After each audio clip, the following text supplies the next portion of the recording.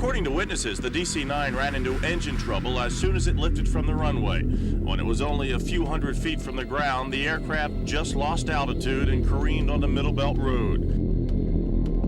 Witnesses are giving accounts of explosions, flames protruding from the wings, the plane rocking from side to side as it fell to the ground. The whole fuselage was blowing, and there was a bang, and it just came down, and there's this big wall of fire. Many were visibly shaken by the horrible sight as they told and retold what they saw. I heard a real loud boom. Next thing I know, black smoke. I said, oh my gosh, plane had exploded.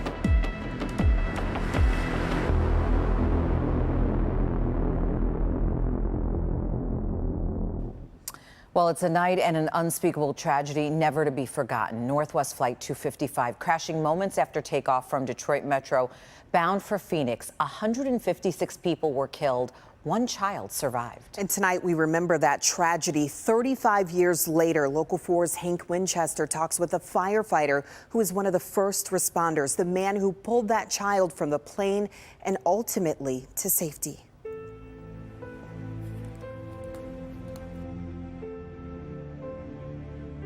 This is the memorial, discreetly placed just off airport property, honoring the lives lost when Northwest Flight 255 crashed just after takeoff almost 35 years ago. So many lives lost that night, but incredibly, one lone survivor, a little girl.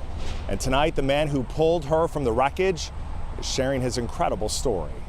A lot of fire, probably mostly the jet fuel, a lot of debris. John Theed was new on the job, a young Romulus firefighter when the call came in just before 9 p.m., August 16th, 1987. We were dispatched for an explosion at Wicken Middlebelt.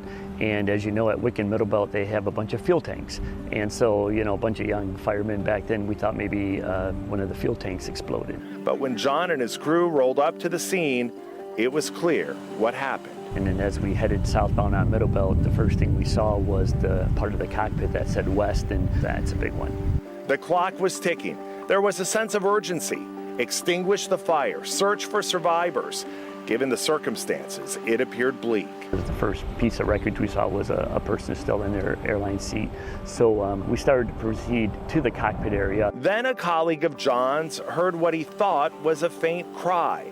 John raced through the wreckage, flashlight in hand, and found Cecilia. And I went in and started checking, some people, and when I looked to my right, I seen the arm coming out of the seat. 4-year-old Cecilia Sheehan, the lone survivor of the crash that killed 156 people, pulled from the wreckage by John, still strapped in her small booster seat. What do you automatically think?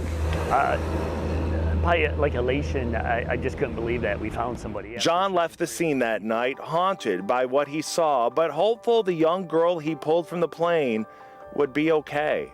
Sadness of not knowing who she was for 3 or 4 days, and then they identified her because of her nail polish. Cecilia was rushed to the University of Michigan Hospital. She spent weeks there recovering. Her family members from out of state now by her side, nursing her back to health, shielding her from the glare of the media. But John was quick to establish a special connection. Around 2004-05, she reached out to me. And so from that, we reached out. I went to her wedding in 2006. But the first time since the night of the crash that John saw Cecilia in person was on her wedding day.